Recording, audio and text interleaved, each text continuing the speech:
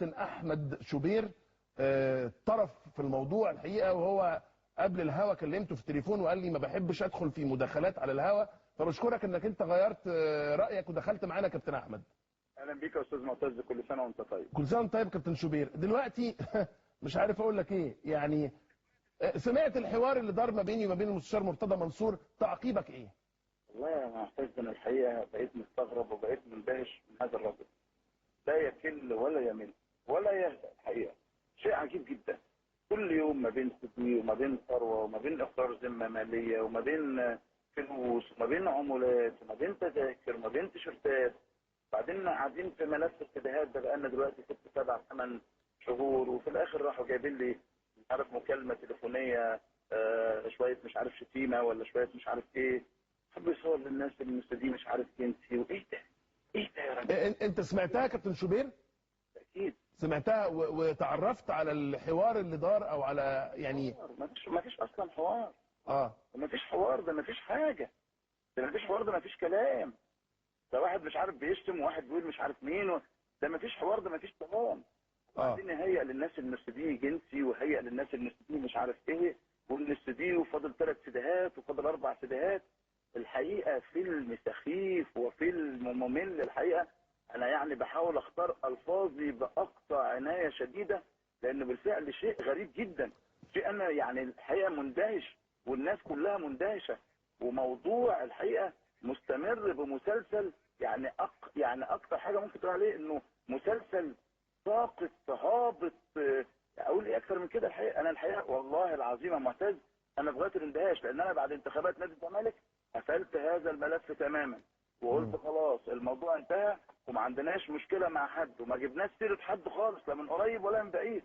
لكن انا برضه انا كمان عندي منبري اللي بدافع عنه واللي بتكلم فيه واللي بقول فيه ولازم اتكلم. طب كابتن شوبير، ممكن حد يتساءل اذا كان المستشار مرتضى منصور اساسا زي ما احنا عارفين رجل قانون يعني بتاريخه ومحامي معروف وما الى ذلك، بغض النظر عن الخلاف اللي حاصل ما بينه وما بينك ده ممكن نناقشه على جنب، انما هل يمكن انه يورط نفسه ويقدم سيديهات للنيابه لا بس خلي بالك دون اي سند حقيقي؟ عارف بس اصل السي اللي بيقول عليه ده مكالمه تليفونيه.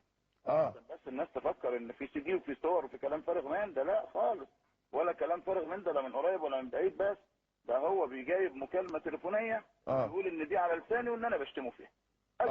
وهل لما سمعت انت الCD بنفسك تعرفت على مين ايه المكالمه دي تمت مثلا ازاي؟ طب هو ده صوتك؟ هل انت؟ لا طبعا مش انت. في جزء مش عارف ايه بتكلم على مش عارف عضو اتحاد كوره، جزء بتكلم على مش عارف واحد ايه دي مكالمه تليفونيه متركبه من هنا على هنا على هنا، ودي القصه من اولها لاخرها. طب انت ناوي تعمل ايه؟ اخد اجراءاتي القانونيه. تاخد اجراءاتك القانونيه؟ طبعا اخد اجراءاتي القانونيه زي ما بعمل كل مره، اخد اجراءاتي القانونيه. ما انت زي ما انت سالت يا معتز 40 بلاغ للنائب العام، 40 بلاغ ده البلاغات مش فيها بس، ده البلاغات في بنتي. البلاغات وصلت انه بيتهم بنتي كمان. بايه بيتهم وبنتك ايه؟ ساعدت مخرج معايا في البرنامج، فكمان كان ليها الاتهامات، والاتهامات للقناه والاتهامات للمخرجين والاتهامات للمؤدين. ما هو اسلوب لا يتغير يا معتز. طب انا في نقطه بس مش فاهمها. دلوقتي انت بتقول انك هتاخد اجراءاتك القانونيه. طبعا. يعني هل الاجراءات القانونيه دي تتضمن مثلا رفع دعوى على مرتضى منصور ولا على من سجل الشريط بصوتك؟ على اي حد اتهمني هذا الاتهام، على اي حد. وبعدين انا عايز اكون اول واحد حاضر في المؤتمر الصحفي، يعني المؤتمر الصحفي اللي هيعقده يوم السبت او الحد عايز اكون اول الحضور فيه، ده مهم جدا. يعني ارجو ان تتم دعوتي ودعوه القناه، اذا كانت القنوات بتخجل انها تذيع ده، لا احنا مش هنخجل ان احنا نذيع ده. هيذيعوا الاخ مرتضى، احنا مش هنخجل ان احنا نذيعه. يعني انتوا هتغطوا المؤتمر الصحفي نعرضه بالصوت اللي مرتضى منصور هيعقده علشان يهاجمك انت شخصيا وبرنامجك؟ طبعا، ونعرضه له بالصوره طالما هناك صور موجوده معاه، نعرضه له بالصوره. طب افرض ان هو عرض فيه الCD اللي قدمه للنيابه. انا CD يا استاذ معتز ده CD مضحك، ده CD مكالمه واحد بيقول ده ابن كذا وابن كذا وابن كذا، ده CD اللي بيقول فيه واحد ابن كذا وابن كذا وابن كذا. هو اعلن من شويه ان هو معاه اكتر من CD، 4 سيديات. ربنا يسهل ويعلنهم، ربنا يسهل ويطلعهم لنا كلهم. ما احنا مستنيين السيدات بقالنا اكتر من سنه. ربنا يسهل ويطلع لنا هذه السيدات عشان نخلص من الفيلم ده. السيدات اللي بالصوت والصوره دي تطلع، هل الناس تشوفها والناس تعرف. اصبح كده عيب. انا النهارده الحقيقه رحت للاستاذ محمد علي ابراهيم رئيس تحرير الجمهوريه على الخبر اللي مكتوب في الصفحه الاولى في الجمهوريه، والراجل مشكورا صوبه وصححه، لانه التليفون اللي جاله من النيابه نفسها، ده هو اللي قال لي مش حد اللي قال لي انه هذا الكلام لا اساس له من الصحه. راجل مقدم بلاغ بيتهم بالسب والقصف. ده اللي مقدمه مستقبلا. تمام. تمام.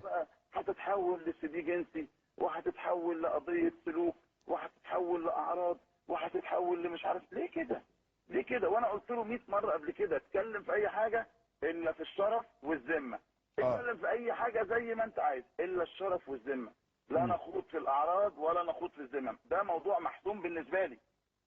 هل في اي بوادر او اي افاق لان يحصل صلح بينك وبين مرتضى منصور؟ يا عم كل شويه حد يكلمني تابع لمرتضى منصور، وعايزين نلم الموضوع، وعايزين مش عارف ايه، وعايزين نخلص ايه، وعايزين.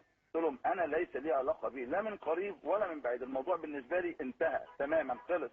انا كان ليا موقف في انتخابات نادي الزمالك. على فكره ممدوح عباس ده لم يزورني في منزلي الا مره واحده مدعوا على العشاء فقط لا غير، بس. ولم ادخل منزل الاستاذ ممدوح عباس ولا مره، ومكتبه دخلته مره وحيده وانا عضو وانا نائب رئيس مجلس اداره الاتحاد المصري لكره القدم. فقط لا غير. هذه حدود علاقتي بالاستاذ ممدوح عباس. ودائما وابدا موقفي في الانتخابات بيبقى معلن وواضح للناس كلها، سواء في انتخابات الاهلي وانتخابات الزمالك وانتخابات الاتحاد. ده خلاف في الراي ما فيهوش مشكله على الاطلاق. تمام. لكن قضيه ومشكله وحدوته ودوشه ومش عارف ايه، وكلام الحقيقه كلام ممل، وكلام سخيف، وكلام قذر، وكلام عيب الواحد يسمعه، وكلام عيب ان المستمعين يضيعوا وقتهم فيه. انا شايف والله العظيم يا معتز عيب. يعني وصلنا لمرحله سخيفه ومتدنيه. وعلى فكره بقى معتز انا مكمل معاه للاخر. انا بمعنى ايه؟ انا نفسي طويل، لان انا ما فيش على راسي بقى الحمد لله. مستمر في موضوع القضايا والتقاضي وهكذا. نعم. مستمر في التقاضي والقضايا، يعني بتقول نفسك طويل يعني. بتتهمني في سمعتي. بتتهمني في سمعتي. وبعدين جاي النهارده تقول مش عارف ايه، وبعدين كالعاده عندي 3 سيديهات وعندي 4 سيديهات وعندي 5 سيديهات. ايه الكلام ده؟ الفيصل غالبا هيكون هو القضاء، يعني هو ده الكلام اللي اتقال. خلي بالك يا معتز احنا امام القضاء بقالنا اكتر من 4 سنين شغالين. هو عمل 40 بلاغ وانا عملت بلاغ واحد. طب البلاغات طبعا بلاغات كلها تحفظ طبعا، بلاغات غير جديه. طبعا كابتن شوبير باعتبارك نائب مستمر حتى الان. كابتن شوبير باعتبارك نائب في مجلس الشعب بتتمتع بما يعرف بالحصانه البرلمانيه. لو طلبت يعني طلب وجودك في النيابه للتحقيق. لا انا اللي هطلب من مجلس الشعب انه يديني الاذن لسماع اقوالي. هتاخد الاذن، هتتقدم بطلب للحصول على اذن خاص. بسماع اقوالي. بسماع اقوالك.